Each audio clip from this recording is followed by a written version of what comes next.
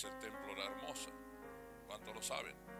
Sí, pero no se llamaba templo de la hermosa, la puerta era la hermosa. Entonces hoy vamos a ver el significado de lo que es la puerta la hermosa. ¿Sí? Amén. Es tremendo. Vamos a empezar con Salmo 118 porque vamos a ver acá mucho nuestra conducta, ¿sí? Al no entender lo que es la casa del Señor. Salmo 118 va a ser claro, ¿sí? Donde muchos tienen por enseñanza falsa muchas veces o no entienden el Evangelio, de creer que la presencia está en la casa igual y no necesitan congregarse, ¿sí o no? En este tiempo nosotros estamos hablando del cuerpo de Cristo, que eres necesario, ¿sí? Para insertarte en el cuerpo. Es más, ¿sí? En las cartas de Pablo habla que una vez que nosotros creemos en Jesús, ponemos nuestra fe en Jesús, somos insertados en el cuerpo. Entonces, la ignorancia hace creer que nosotros podemos estar tranquilamente en nuestra casa y verlo esto por YouTube y por Facebook, ¿sí? Pero no es así. La revelación de la iglesia es el cuerpo. ¿Cuántos lo saben? Ayer estuvimos hablando una hora, ¿sí? Tratando de enseñar un poquito, refrescar un poquito de conocimiento. Y fue maravilloso. Todos tomados de la mano y llorando, algunos tomados por el Espíritu Santo. ¿Por qué? Porque estábamos soltando una realidad y una verdad espiritual tan grande que ese es el propósito de Dios. Como siempre digo, la cruz, ¿sí? Es el comienzo de un gran propósito. No es la finalización de tu fe, es el comienzo de tu caminar en Dios. Y hoy vamos a ver, ¿sí? Vamos a ver algo concerniente a eso. Salmo 118, 17 dice así en NTV: no moriré, sino que viviré para contar lo que hizo el Señor. El Señor me castigó severamente, pero no me dejó morir. Escuchen bien, ábranme las puertas por donde entran, ¿quién? Los justos, y entraré y daré gracias al Señor. Estas puertas conducen ¿a la qué? ¿A dónde conducen las puertas? Y ahora les voy a hablar de qué puertas está hablando el Salmo, ¿sí? Porque esto es profético. Todo el Antiguo Testamento habla sobre Cristo. Entonces, decir que somos cristocéntricos, ¿sí? Es decir que entendemos el Antiguo Testamento hablando de Cristo. Segundo, Jesús cuando vino a la tierra vino a cumplir todas las profecías hechas para Él y por Él. ¿Sabían eso? Entonces cuando vayan al Nuevo Testamento y vayan a las cartas, a los 4 evangelios, van a ver que todo se cumplió y lo van a buscar en el Antiguo Testamento, lo que dijeron los profetas sobre este Hijo de Dios y el Mesías. Los 4 evangelios son el cumplimiento profético. Los 4 evangelios fue el cumplimiento profético. Cada historia que se narra en los 4 evangelios ya estaba profetizado. Por eso no hemos entendido. Les voy a dar dos historias donde sucede esto, que hemos visto solamente el milagro. Acá también hay un milagro, pero lo más importante no es el milagro, es el lugar donde estaba parado Jesús en ese momento y donde estaba Pedro parado en ese momento. Miren, estas puertas conducen a la presencia del Señor y los justos entran allí. Te doy gracias por contestar mi oración y por darme la victoria. La piedra que los constructores rechazaron ahora se ha convertido en la piedra principal. Esto es obra del Señor y es maravilloso verlo. Este es el día que hizo el Señor, ¿sí? Nos gozaremos y alegraremos en Él. Te rogamos, Señor, por favor, sálvanos. Te rogamos, por favor, haznos triunfar. Bendigan al que viene en el nombre del Señor. Desde la casa del Señor lo bendecimos. El Señor es Dios y brilla sobre nosotros. Lleven el sacrificio y átenlo con cuerdas sobre el altar. Tú eres mi Dios y te exaltaré, te alabaré. Eres mi Dios y den gracias al Señor porque Él es bueno y su fiel amor perdura para siempre. Amén. Vemos un salmo profetizando sobre lo que vamos a predicar hoy. donde Jesús, ¿sí?, y un discípulo de él estuvieron para cumplir lo que estaba profetizado acá. Las puertas que habla, cuando ustedes vean puertas en los evangelios, son las puertas de Jerusalén. ¿Sí? Hay 7 puertas, ¿no?, principales de la ciudad de Jerusalén. ¿Por qué? Porque cada una lleva ¿a qué? Al centro de adoración, al tabernáculo de reunión, al templo. La ciudad de Jerusalén había sido diseñada de esa forma. Y según lo que estaban pasando las personas que querían ir al templo, tenían puertas diferentes de entrada. Yo prediqué una vez y lo hice en el día de Halloween. Los que fueron, ¿se acuerdan? Que estuve ahí en la San Martín al final. ¿Te acordás, Fabio, que habíamos preparado músicos, todo? Tremendos músicos teníamos, ustedes estaban listos y no nos dejaron ministrar la alabanza, que pusieron cumbia y reggaetón y todo. Bueno, pero pasó algo maravilloso ahí. ¿Sí? Era Halloween. Y Dios me dio esta palabra sobre la puerta de las ovejas, no sé si se acuerdan. ¿Sí? La puerta de las ovejas ustedes lo van a encontrar, ¿sí?, en el Evangelio de Juan, donde Jesús se acerca a un estanque donde estaban los paralíticos y los enfermos alrededor, ¿se acuerdan o no? ¿Sí? Y hay uno que quería llegar y nunca llegaba porque estaba demasiado estático con su enfermedad. ¿Sí? Entonces llega Jesús y lo sana. Pero yo prediqué en ese momento, ¿sí?, en connotación con lo que era Halloween, en ese momento, día 31, la puerta de las ovejas. ¿Por qué? Porque la puerta de las ovejas era una puerta donde entraban las ovejas al sacrificio. En el Antiguo Testamento, en esas puertas entraban, ¿sí?, todas las ovejas que iban a ser sacrificadas sin mancha y sin arruga, elegidas por los sacerdotes para ser sacrificadas por el pecado del pueblo. Entonces yo prediqué en ese momento la puerta de las ovejas, Jesús. No hay Halloween, no hay umbanda, no hay quimbandas. Antes de empezar a predicar vino un muchacho endemoniado totalmente.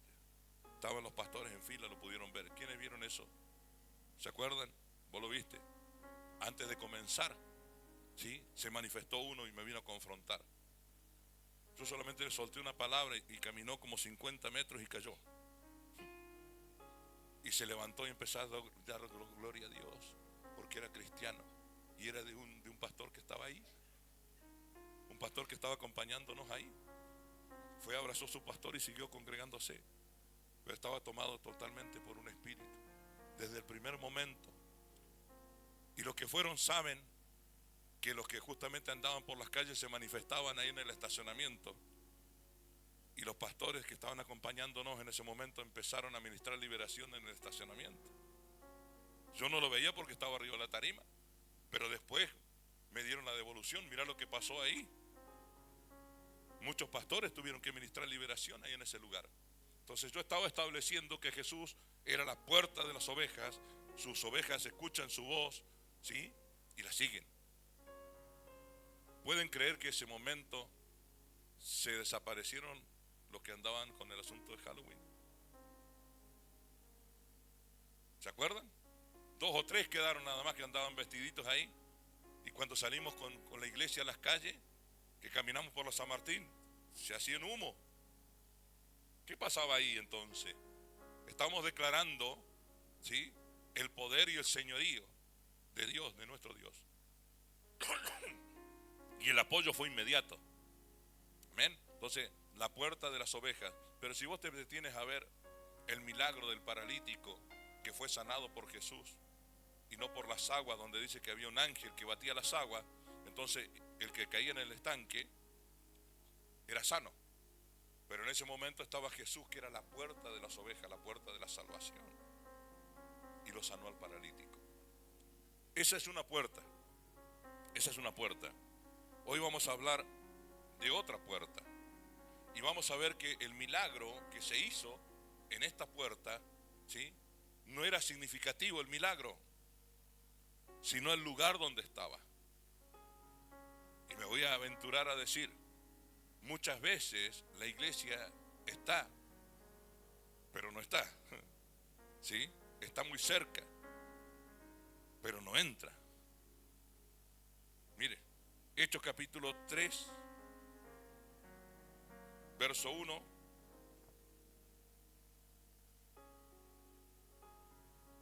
Esto sucedió, Hechos 3, verso 1, NTV. Esto sucedió después del derramamiento del Espíritu Santo, del Pentecostés. Esto sucedió después que Pedro predicó y se convirtieron, ¿cuánto en ese momento? 5,000, dice la Biblia. ¿Sí? La primera predicación. Bien. Y esto sucedió cuando empezó la iglesia cristiana. Cuando nosotros empezamos con mi esposa, dijimos, ¿cómo vamos a empezar? Nadie nos enseñó a ser pastores, iglesia querida. Ustedes nos enseñaron a ser pastores. Sí. Ustedes nos enseñaron. El otro día hablaba con una hermanita. Fuiste en mi escuelita, le digo. No, claro, hoy día estoy fuerte por la escuelita que pasé. Pero cuando empezamos, dijimos con mi esposa, ¿qué vamos a hacer? ¿Cómo vamos a arrancar? ¿Bajo qué visión? Estábamos bajo la visión de un apóstol, ¿sí? Pero no concordaba con lo que me había puesto el Señor en el corazón. Entonces empezamos a pensar, ¿pero qué estamos buscando? Tenemos que empezar como está la Biblia, como empezó la iglesia cristiana, la iglesia primitiva. Y cada paso de lo que dimos fue mediante la palabra que está en Hechos capítulo 2, verso 40, me parece. Antes de esto, antes de esta narración, está cuando predicó Pedro y dice, y permanecían en el templo y por las casas. ¿Sí o no? Dice así, permanecían en el templo y por las casas. Y tenían favor, dice, para con todos. No hacía falta pan porque se repartía, dice en algunas, ¿sí? Entonces, y permanecían en la doctrina ¿de quién? De los apóstoles, yendo todos los días al templo y por las casas. Permanecían en la doctrina de los apóstoles. La palabra, ¿sí o no? La enseñanza. ¿Dónde se hacía eso? En el templo. Las necesidades, en las casas. Pero en el templo es donde se soltaba la palabra para que sean edificados y puedan permanecer en la fe. Esa es la iglesia primitiva. Hoy hay una iglesia que va atrás de los milagros. Por eso le digo, fíjense esto, lo que vamos a ver ahora. Habla de un cojo, mire, vamos a leerlo. Cierta tarde, Pedro y Juan fueron al templo para participar en el servicio de oración de las 3 de la tarde. Mientras se acercaban al templo, entraba siendo cargado un hombre cojo de nacimiento.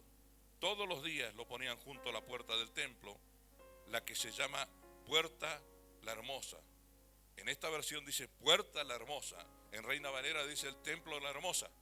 Por eso es que nos hemos equivocado. La puerta se llama la Hermosa. ¿Estamos? ¿Sí? O la puerta dorada en el Antiguo Testamento. Ya lo vamos a ver.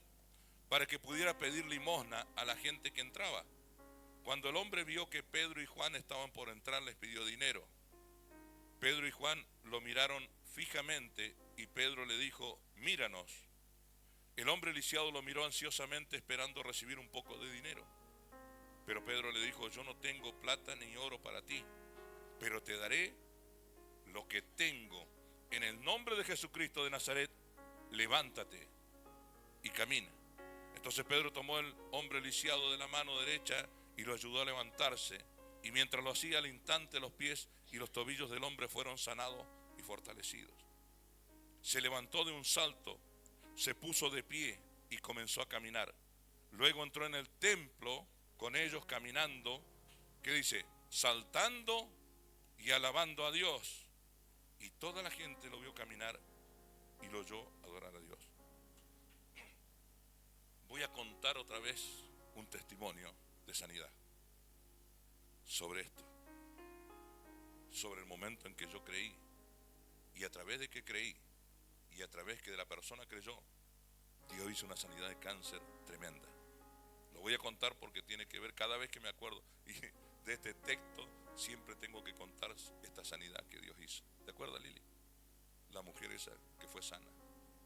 Bueno, yo en la empresa donde trabajaba, esto lo han escuchado pero lo van a tener que escuchar otra vez porque cada vez de este texto me viene eso, porque fue donde yo activé una fe superior.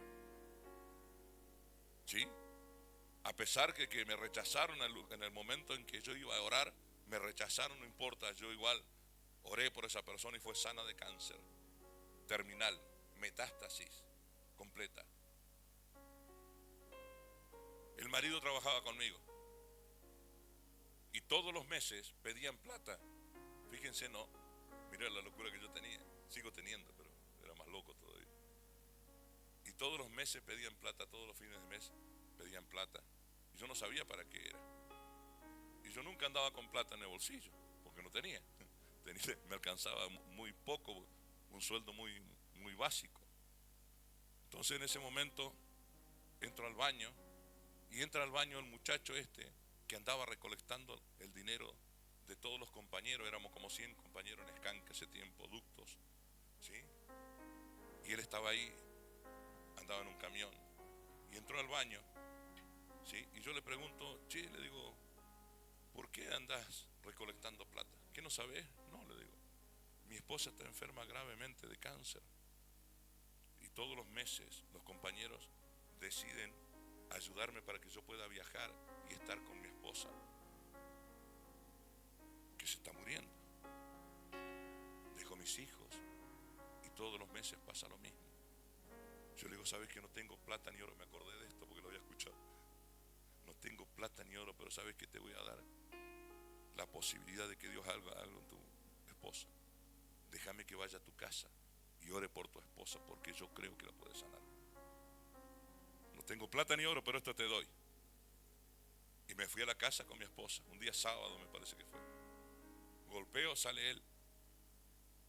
¿Sí? Sale él. Perdóname que te haya hecho venir, ¿qué vas a hacer? ¿Qué vas a hacer? Ahí está mi esposa, estaba la esposa llorando, los hijos abrazándola. ¿Qué vas a hacer? ¿Qué puedes hacer vos? Yo no puedo hacer nada. Cuando le pongo la mano en la cabeza y empiezo a orar, cayó al piso y cayó bajo un convencimiento de pecado tremendo. ¿Por qué? Porque él se había apartado, era creyente, se había apartado de la iglesia donde iba, ¿sí? Porque se había metido con una hermanita de la iglesia y había tenido un hijo con otra mujer. Entonces estaba ahí en convencimiento de pecado y decía, Señor, dame la oportunidad, perdóname por lo que hice, amo a mi esposa, no deje que se muera. Y ahí estaba, tirado en el piso el tipo. Me fui donde la mujer y le digo a ella, ponle las manos en la pierna, voy a orar. Yo no sabía dónde estaba el cáncer y empecé a orar por ella, por su pierna. Pasó el tiempo, el Señor me despierta en una madrugada con una visión, pero con los ojos abiertos, despertándome. Veía una mano gigante sobre una cama de un hospital y veía muy levemente la cara de esa mujer, pero lo que veía era su pierna. Veía su pierna y veía 2 agujeros negros en su pierna. Pasó eso. Llegó el momento que tenía que venir este muchacho de Buenos Aires y me fue corriendo y me abrazó. Sergito querido, dice, no sabe lo que pasó. No le quiero contar a nadie de esto, dice, quiero contártelo a ti. Llegué a Buenos Aires y me dijeron que mi esposa tenía 14 nódulos cancerígenos en el cuerpo. Una metástasis completa. Dice, pero yo creí lo que fuiste a orar, dice, con tu esposa. Por mi esposa yo creí y le dije, Señor, yo sigo creyendo. Me hicieron otro examen. En el segundo examen, Sergio, dice, desaparecieron 12 nódulos cancerígenos. Quedan 2 solamente. ¿Y dónde están? Le digo. En su pierna. En su pierna, pero ¿sabes qué? Dice, por un orificio que tiene en la pierna, está drenando el cáncer. Y fue sana. Lo que tengo te doy. el nombre de Jesucristo de Nazaret, sé sana. Y fue sana. Esa mujer por mucho tiempo la llamaban de Buenos Aires. Del Garrahan, puede ser un hospital donde está. Lo llamaban del Garrahan para que vaya a alentar a las personas que estaban en esa situación. Nelly, vos sabes sobre eso. Le pagaban el pasaje para que vaya, porque la habían desahuciado. Pero ella, ese hombrecito ya no viajaba por su esposa, sino su esposa viajaba para animar a los que estaban en esa situación y predicarle la palabra. Vinieron a mí y me dijeron: Sergio, no podemos congregarnos en tu iglesia, siempre estuvimos en el tabernáculo. Vayan, pero el milagro no se lo saca nadie. Vayan donde ustedes quieran. Mi trabajo era orar por esa mujer, como te dije, y lo que tuve que hacer lo hice, y la gloria para Él. Sí, tremendo. Cada vez que leo este pasaje me acuerdo, porque no es fácil orar por una persona así. No es fácil, ¿sí? Pero en esa dificultad pude ver la mano de Dios. Eso sí que fue la mano de Dios, sanando.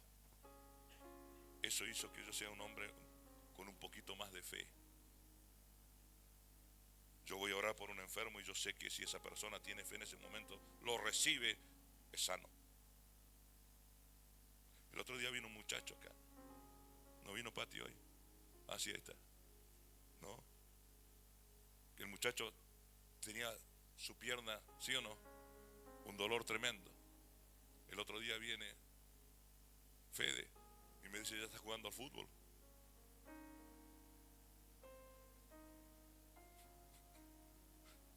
Una reunión oré acá con él. ¿Crees que Dios te puede sanar? Sí, sé sano. A la otra reunión me dice: no, si estás jugando al fútbol. Iba a operación a Buenos Aires, directa. Lo que tengo te doy en el nombre de Jesús. ¿Quién decía eso? Un Pedro que negó a Jesús. Un Pedro que fue influenciado por un espíritu para decirle a Jesús: no vas a ir a morir, sino que te vas a quedar, que estaba fuera del propósito de Dios. Sí. Pero cuando fue transformado Pedro, el Espíritu Santo empezó a morar en él con tan poder que dice la palabra que cuando él caminaba, la sombra de Pedro sanaba a los enfermos. Entonces, ¿a qué hago alusión esto? Que este paralítico que estaba pidiendo en el templo, ¿sí?, al lado de la puerta, la hermosa, sabía que ahí sucedían cosas, pero no podía entrar. Lo primero que hicieron ellos fue orar por esa persona. Hubo un milagro, sí, pero ¿dónde termina? Alabando al Señor, en la casa del Señor. La iglesia se ha quedado como el paralítico muchas veces para ver un milagro. Todos van atrás de un milagro. El otro día conversaba con una hermana y le decía: si querés ir, andá, pero ¿qué vas a ir a ver? Milagro. ¿Te va a edificar eso? ¿Necesitas ver más milagro?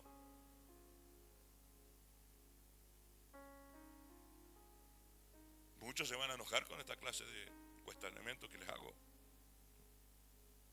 ¿Por qué? Porque yo creo que eso es entretener a la iglesia. Si vos te fijas, en los evangelios están las enseñanzas mejores y las da Jesús, y nos hemos enfocado todo en los milagros. Te di una historia: la puerta de las ovejas, fue sano un paralítico, pero no era lo importante, era quien estaba ahí. Era la puerta de las ovejas, que era Jesús mismo, por donde entraba. Si eran sacrificados, con el sacrificio eran salvos. Eso simbolizaba a Jesús en ese momento. Pero nos hemos enfocado en puerta la hermosa, nos enfocamos ¿qué? En el milagro. Ni siquiera en lo que dice Pedro, esto te doy, en el nombre de Jesucristo de Nazaret, levántate y anda. Yo me preguntaba esto, porque muchos predicamos, y alguna vez yo lo hice, donde decimos, Jesús murió ¿para qué? Para salvación, para vida eterna, ¿sí o no? Y para sanidad. Bueno, si vos miras los 4 evangelios, Jesús salvaba antes de ir a la cruz. ¡Ja! ¿Me están mirando? Tus pecados te son perdonados.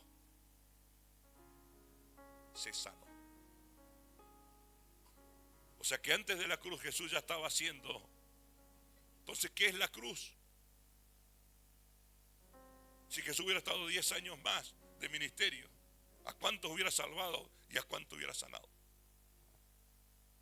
Pero era necesario porque era el propósito de Dios.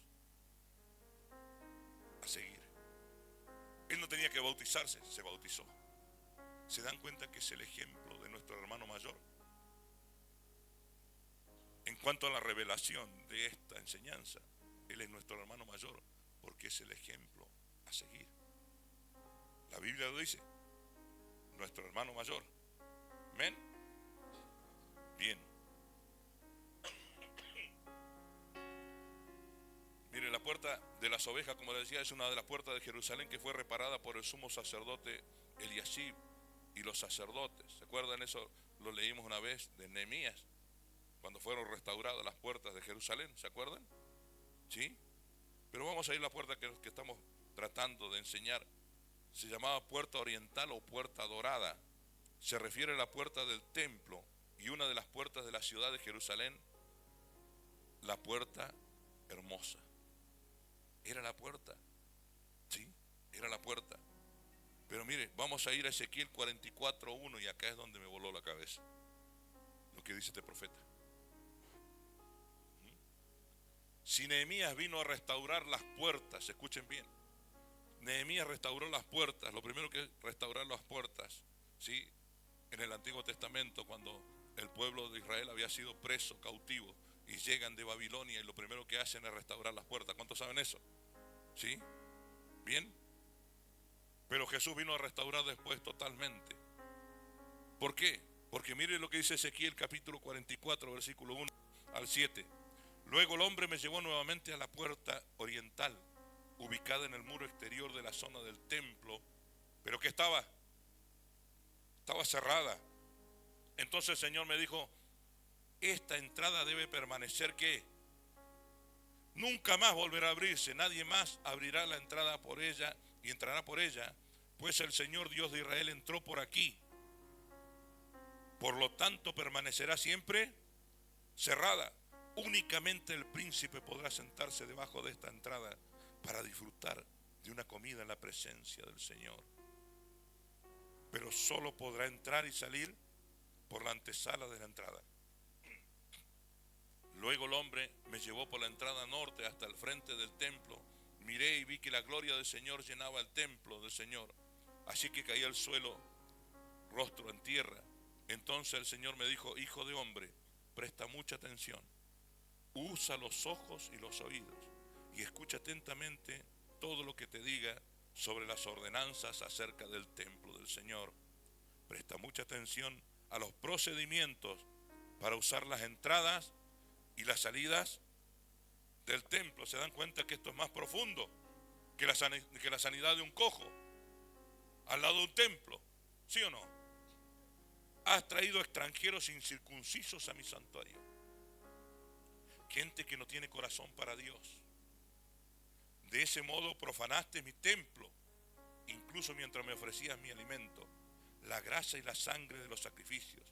Además de todos tus otros pecados detestables, rompiste mi pacto. Con Micaía hablábamos el otro día, y Fabio también está en contra de eso. A veces cantamos canciones que están fuera, ¿sí o no? Fuera de la verdad espiritual, teológica, todo. Hay una canción ahora que se canta donde dice, los bastardos pueden llegar a tu mesa, Señor. Never. No. Acá es que está diciendo. ¿Qué está diciendo? Has traído extranjeros incircuncisos, o sea, fuera de todo pacto. Ese sacrificio de la circuncisión era porque marcaba que era parte del pueblo de Israel, ¿sí o no? Pero vos has traído cualquiera a mi santuario, a mi templo. Has roto mi pacto. Es mucho más profundo. Por eso yo les he tratado de enseñar que no vayan una persona y me la traigan a la iglesia enseguida. Predíquele primero. ¿De dónde sacó eso? Romanos capítulo 10 habla sobre eso. ¿Cómo creerán de quien no han oído? Dice la palabra. ¿Cómo creerán si no hay nadie quien les predica? Cuán hermosos son los pies de los que anuncian la paz. Tu trabajo es anunciar, predicar, no traer cualquiera. Pero pastor, ¿no quiere que se llene la iglesia? No. No me interesa. Sin embargo está llena. Y va a seguir, y va a seguir, y va a seguir creciendo. Pero eso es cosa de Dios. Como empezó la iglesia primitiva, que leímos, que les dije, no lo leímos, en Hechos capítulo 2, cuando empieza la iglesia primitiva, termina diciendo, y tenían favor para con todo el pueblo, y Dios añadía todos los días. ¿Quién añadía? Dios añadía todos los días lo que habían de ser salvos. ¿Por qué? Y yo analizo. Y porque ve una persona natural común a un cristiano verdadero que lo ayuda sin pedirle nada. Esta persona es diferente. ¿De dónde viene? Este es un análisis mío, ¿no? Y es movilizado por el corazón.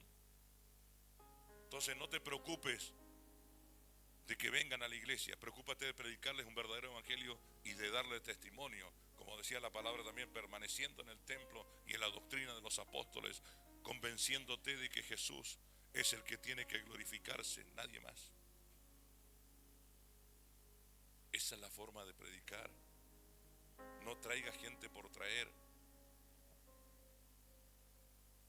porque la palabra y el Espíritu Santo traen el convencimiento para el arrepentimiento.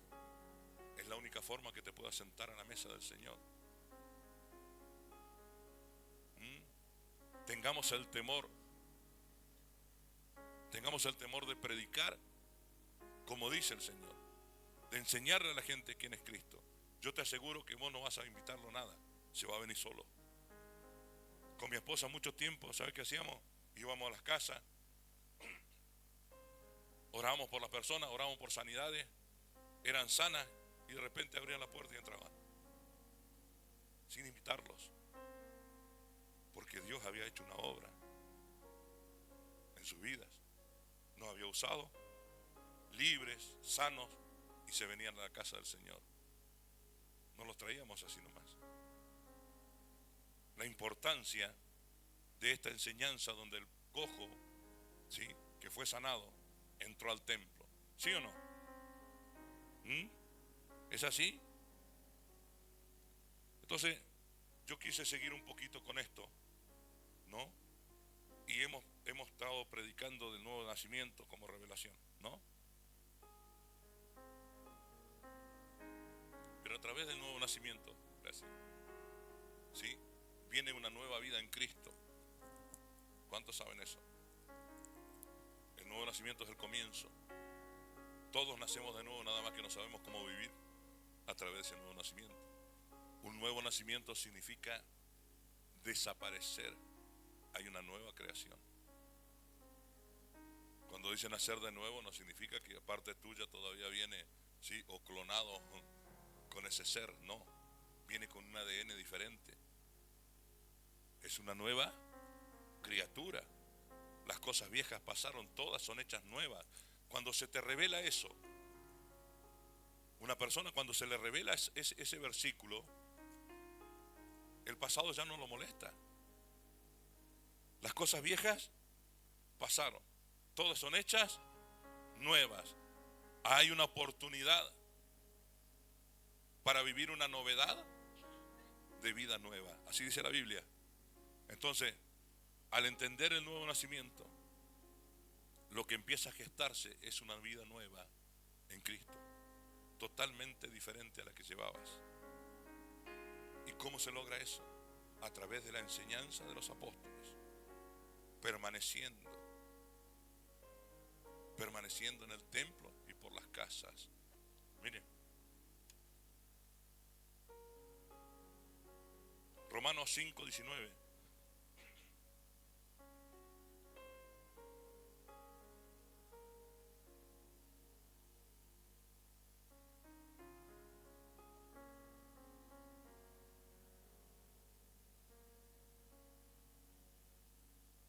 Dice, por uno solo que desobedeció a Dios, muchos pasaron a ser pecadores, pero por uno solo que obedeció a Dios, muchos serán declarados justos. La ley de Dios fue entregada para que toda la gente se diera cuenta de la magnitud de su pecado.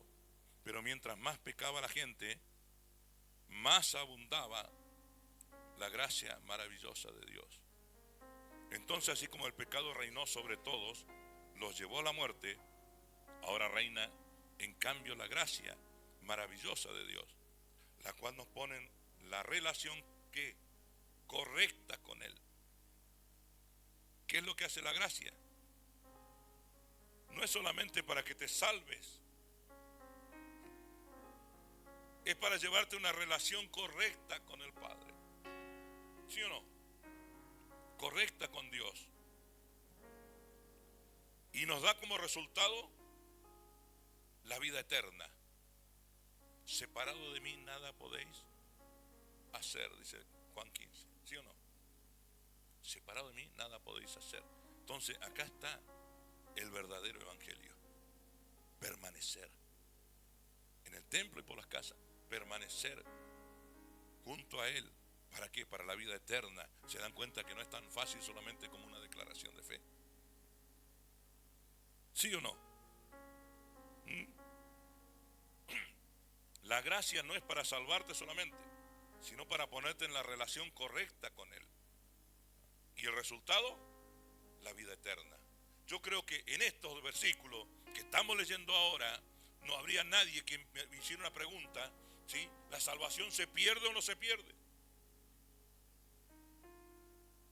¿Pero por qué está esa pregunta?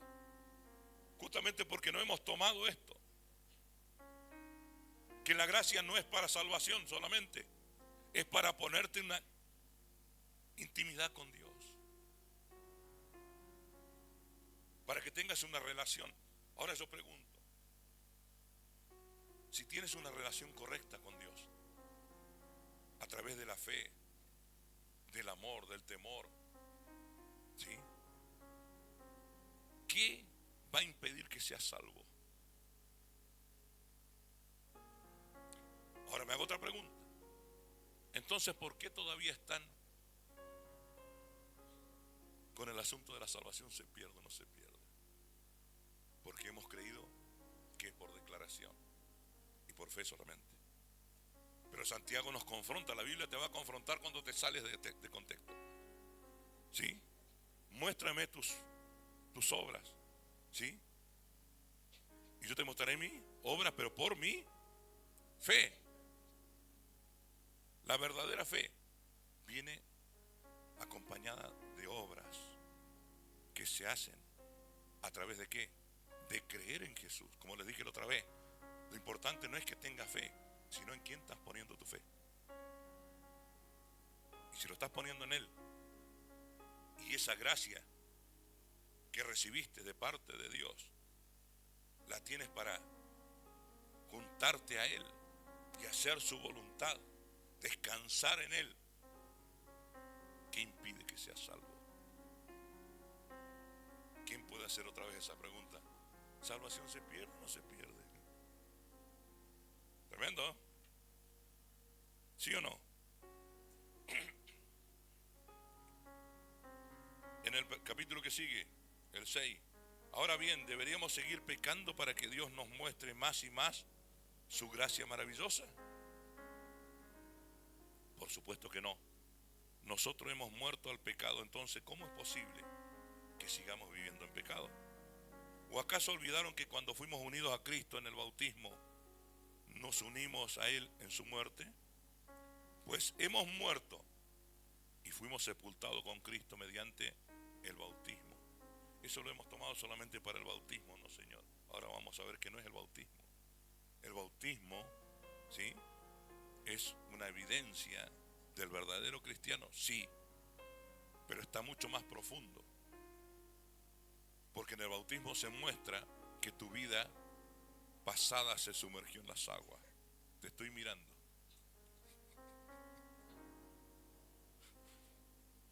Tu vida pasada, y voy a poner video.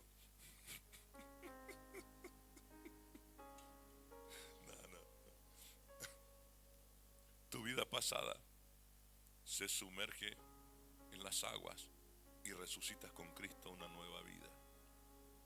Pero cuando lo tomamos de modo religioso y como solamente un acto, sigue siendo lo mismo, es un pasar por las aguas nada más. Pero lo que estás haciendo ahí, ¿sí?, estás declarando: yo ya no vivo yo, sino que Cristo vive en mí. Cuando sales de las aguas, resucitas con Cristo a una nueva vida. Miren, pues hemos muerto y fuimos sepultados con Cristo mediante ¿qué? El bautismo. Y tal como Cristo fue levantado de los muertos por el poder glorioso del Padre, ahora nosotros también podemos ¿qué? No escuché. Vivir una vida nueva. Una nueva vida a través de Cristo. Las cosas viejas pasaron. Tu pasado quedó sumergido en las aguas. Por eso cuando viene el bautismo, yo creo que no sé cuándo vamos a hacer otro bautismo, en diciembre, puede ser.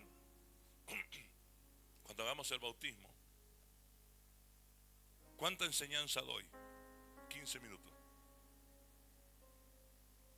15 minutos de enseñanza de lo que es el bautismo. ¿Por qué? Porque es la intención con la que estás haciendo las cosas. Yo quiero, en ese momento yo te hago ver, ¿sí?, con la intención que entras al agua, hacerte ver que puedes salir, es una oportunidad para cambiar tu vida, ¿sí? Como símbolo, tu vieja naturaleza queda ahí en el agua y eres levantado con Cristo y empiezas a vivir una nueva vida en Cristo.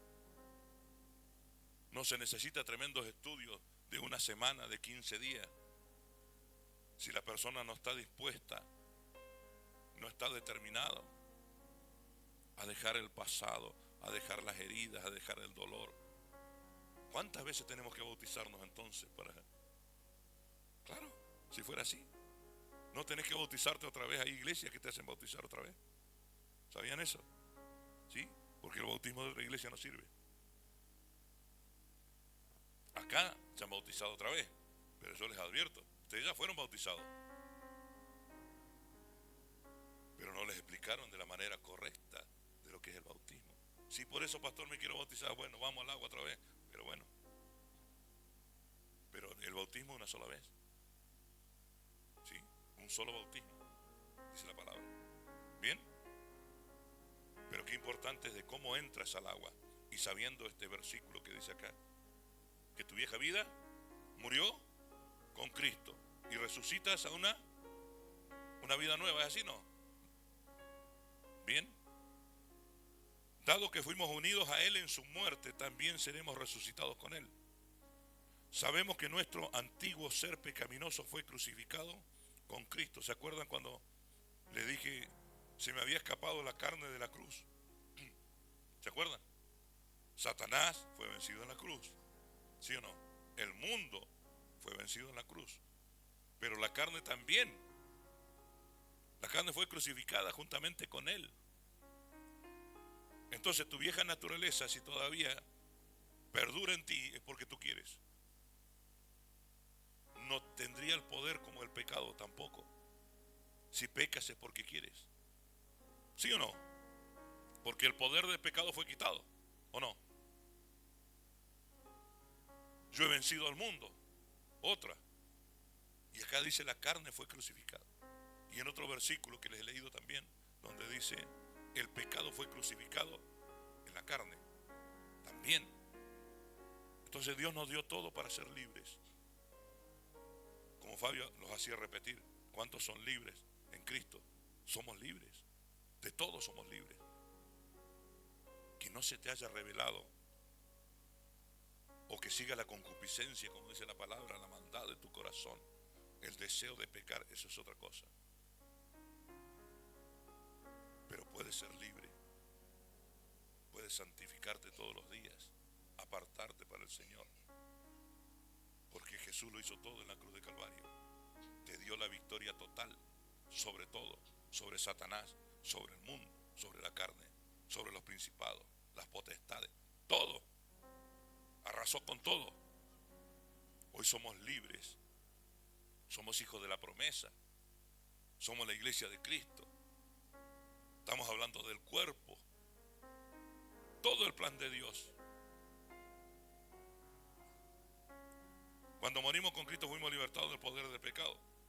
Y dado que morimos con Cristo, sabemos que también viviremos con Él. Estamos seguros de eso porque Cristo fue levantado de los muertos y nunca más volverá a morir. La muerte ya no tiene ningún poder sobre Él.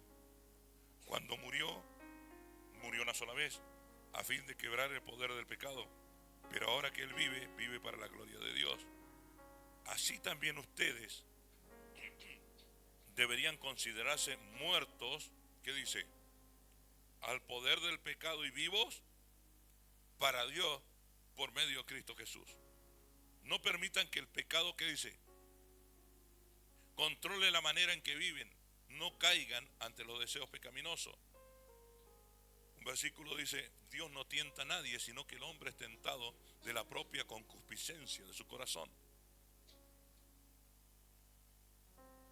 ¿Sí? ¿Por qué viene la tentación? Porque todavía está el deseo de la carne. Porque no se ha luchado con esa área.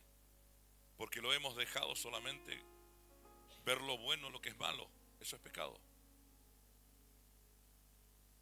Y el diablo lo sabe. Y es ahí donde tienta. ¿Sí? No dejen que ninguna parte de su cuerpo, dice,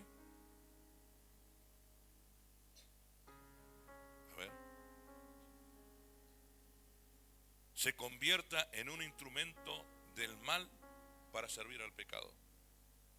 En cambio, entréguense ¿qué? Completamente a Dios. Completamente a Dios. Es totalmente. Porque antes estaban muertos, pero ahora tienen que otra vez una vida nueva. Así que usen todo su cuerpo como un instrumento para hacer lo que es correcto para la gloria de Dios. Todo nuestro cuerpo. Nuestro cuerpo. Nuestros sentidos. El que pecaba ya no peque más. No hay una entrega a medias con Dios. Hay una entrega total. Y ahí vas a encontrar la enseñanza de por qué luchas tanto cuando viene una palabra. Qué dura la palabra. Cómo me confronta la palabra. Me dice que no tengo que hacer esto, no tengo que hacer el otro. Porque no has entendido que la entrega es total a la voluntad del Padre. No has entendido que ya no te perteneces a ti mismo, sino que le perteneces a quien te compró. La Biblia lo dice. Los que luchan todas las veces que la palabra es dura es porque no lo quieren aplicar. Porque el razonamiento humano se interpone a la voluntad de Dios. Tienes que cambiar tu razonamiento por la voluntad. Esa es otra parte. Tienes que cambiar lo que piensas que es bueno para ti o que ha sido bueno para ti toda la vida. Un ejemplo tonto, las loterías, las rifas. Un verdadero cristiano no tendría que hacerlo. ¿Sí o no? ¿Por qué? ¿A quién estás confiando? ¿A quién estás poniendo tu confianza? ¿Sí o no? ¿Quién es el que te provee? Son pequeñas cositas. Son pequeñas cosas, pero acá la Biblia me dice es completamente. ¿Cuántas veces con mi esposa podríamos haber hecho rifa y nos hubiéramos privado de la oportunidad de ver cómo Dios se las arregla para que salgamos adelante? Nos perdemos la oportunidad cuando entreponemos cosas del mundo, ¿sí? Costumbres del mundo.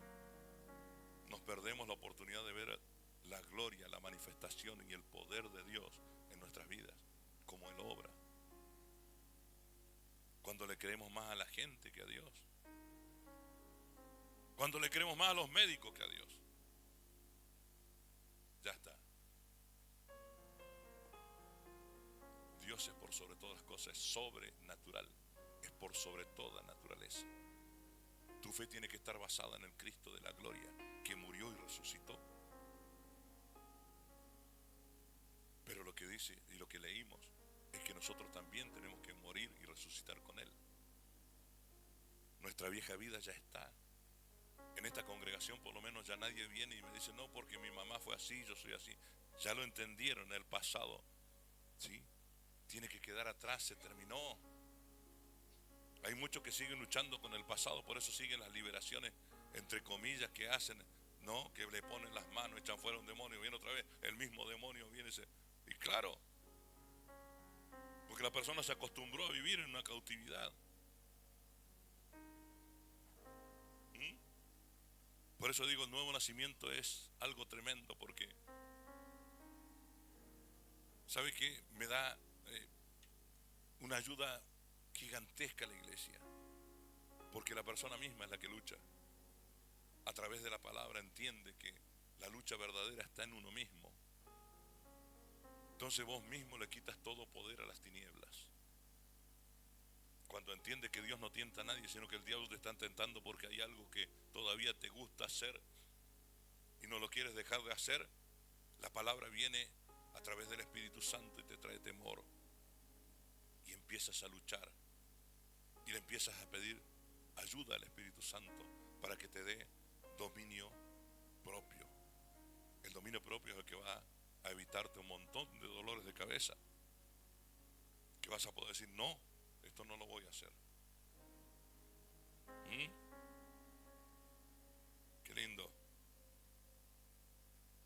Ahora tienen una vida nueva, así que usen todo su cuerpo como instrumento para hacer lo que es correcto para la gloria de Dios. Mire lo que dice Filipenses capítulo 3, versículo 3. Ya estamos ahí. Terminando.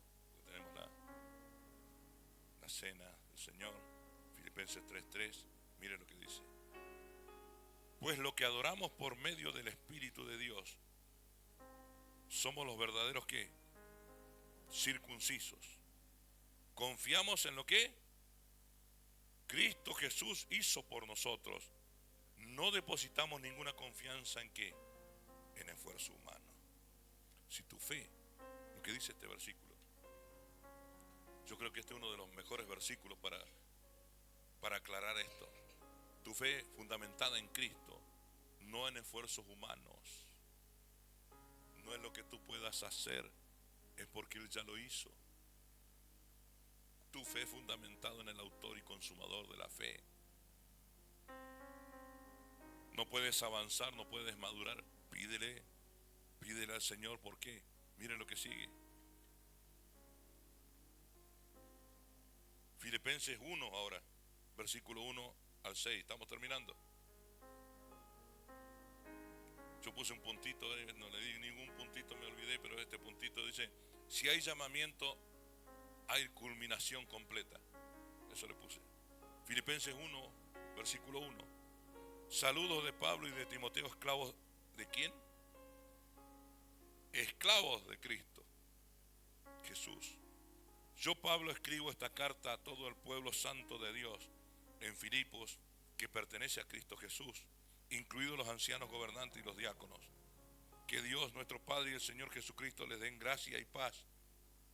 Cada vez que pienso en ustedes, le doy gracias a Dios, a mi Dios. Siempre que oro, pido por todos ustedes con alegría, porque han colaborado conmigo en dar a conocer la buena noticia acerca de Cristo, desde el momento que la escucharon por primera vez hasta ahora, y hay permanencia. Y estoy seguro de que Dios, quien comenzó la buena obra en ustedes, la continuará hasta que quede completamente terminado el día en que Cristo venga. Amén. Sean convencidos, iglesia, que si Dios te llamó, Él va a terminar la obra. Solamente es entregarte completamente. Si no hay una entrega completa, es donde no puede ser ni seguro, ¿sí? Pero si hay una entrega total, si te afianzas, si afianzas tu fe en que Cristo hizo todo y tu entrega es completa, todo lo que pases es parte del propósito, por el propósito por el cual fueron llamados. Al que ama a Dios, todas las cosas le ayudan para bien, por el propósito por el cual fueron llamados. Sos salvo. Lo primero que hace el Espíritu Santo es darte la convicción de que eres salvo. ¿Sos salvo? Claro que soy salvo. ¿Eres libre? Soy libre en Cristo. Tu vieja naturaleza ya murió. En el momento en que creí en Jesús, murió en ese momento en la cruz del Calvario. Ahí está mi carne, mis deseos del mundo, ahí está todo. Entonces entregarte totalmente para que el Espíritu Santo sea el que guíe tu vida, día tras día. ¿Es fácil? No es fácil. Va a estar siempre en la rebeldía, iglesia, de querer hacer las cosas a tu manera. Pero mire lo que dice la Biblia, ¿sí? Que no es para que se pongan su confianza, ¿sí?, en los hombres, en cosas que podamos hacer, ¿sí o no? Sino en Cristo. Entonces este mensaje que quise entregarte hoy era haciendo referencia al cojo que estaba en el templo, ¿se acuerdan? ¿Sí? Recibió el milagro, pero la continuidad era entrar al templo y empezar una vida nueva. Recibió el milagro, porque muchos reciben milagros, muchos reciben bendiciones de Dios, pero dice, ni siquiera ha ido a agradecer. Yo tengo una persona que 2 veces he orado por esa persona y nunca ha venido a una iglesia, y cada vez que lo encuentro me dice, algún día voy a ir a agradecer. Pancreatitis aguda y 2 infartos de corazón, y las 2 veces el Señor me llevó a orar por él, y las 2 veces fue sano y nunca pisó una iglesia. Ya voy a ir a agradecer, ya voy a ir a agradecer. ¿Se dan cuenta que no es por los milagros? Muchas veces dicen, no, porque si me sanas, ya está, voy a servirte toda la vida. No, recibes el milagro y ya está. Entonces no es por la manifestación del Espíritu Santo, la sanidad y las liberaciones, que el pueblo de Dios va a convertirse.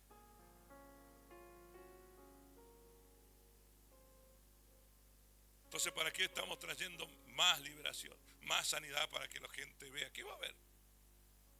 Hay una decisión, que la gracia sea para unirte con Él. Y a través de eso se forma la iglesia de Cristo. Y a través de eso, hoy estamos madurando, como decía Fabio, ¿sí? Estamos madurando y se nos está revelando el comienzo, por lo menos, de lo que es el cuerpo de Cristo. Lo que es trabajar como iglesia, pero no para esta congregación, para la iglesia, donde sea. No ser pastor, como dije ayer, de la congregación del nuevo nacimiento, sino pastor en el cuerpo. Es mucho más grande la visión de Dios que la del hombre. No, yo soy pastor del nuevo nacimiento, no. Yo soy pastor, ministro del Señor, que me lleve a ser ministro competente del nuevo pacto. Eso es mejor todavía. Amén. Pónganse de pie.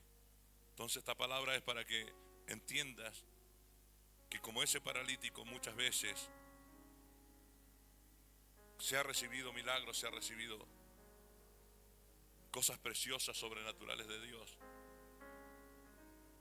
Pero como leíamos en Salmo también, es entrar en la casa de Dios con acción de gracias por lo que Él hace.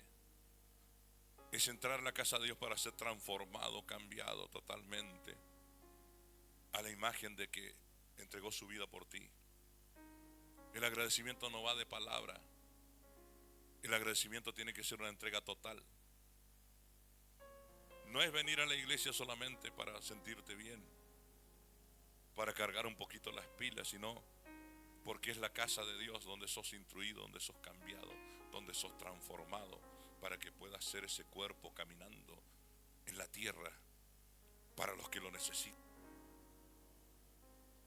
Van a haber muchos, así como ese cojo que estaba, y vas a poder decirle: no tengo plata ni oro, pero esto te doy. En el nombre de Jesús, sé sano, levántate.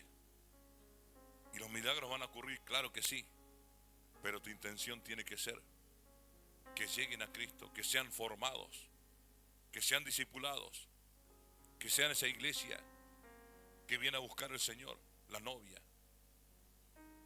Porque nosotros estamos en la revelación del cuerpo, pero la Biblia nos dice que viene a buscar el cuerpo, viene a buscar la novia, sin mancha y sin arruga. Todos estos procesos que estamos viviendo es para que la novia empiece a dilucidarse. La novia es la iglesia verdadera de Cristo, sin mancha y sin arruga. Estamos en el proceso. Ayer oraba con una hermana y le decía: nosotros estamos abriendo camino, porque yo creo que todos esos niños que nacieron a través de una palabra de parte de Dios, niños que quizás no podían nacer, nacieron. ¿Ustedes creen que es un milagro así nada más? No, señores, esa es una generación que comienza. Esos niños van a ser una generación de fuego. Nosotros estamos abriendo el camino nada más y vamos a quedar con eso. Pero la generación de fuego va a ser esos niñitos que hoy los que están, ¿sí?, discipulando, las maestritas, los que están ayudando con los niños, con los pequeños gigantes, ¿sí?, puedan entender la magnitud de lo que están haciendo. Esa es una generación que Dios quiso que nazca, a pesar de todo, a pesar de lo que decían los médicos. No, tiene que nacer. Tiene que nacer. ¿Por qué? Para dar testimonio nomás y ser un milagro. Yo no lo creo. Yo creo que esa generación viene con algo poderoso. Así que los que están con esos niños, todos los sábados puedan ver en ellos futuros siervos de Dios. Todo lo que están haciendo no es en vano. Todo lo que están haciendo es preparar una generación diferente. Como yo le decía a esa hermana, ellos ya no van a luchar con la carnalidad, porque ya le están enseñando de no guiarse por las emociones. Va a ser una iglesia diferente. Esos niños van a ser diferentes a nosotros, que hemos luchado con enseñanza tras enseñanza, que servía, que no servía y todavía seguimos. Nosotros solamente estamos abriendo el camino para una generación nueva. Y esos niños son. Amén. Vamos a orar. Padre, yo te doy gracias, Señor.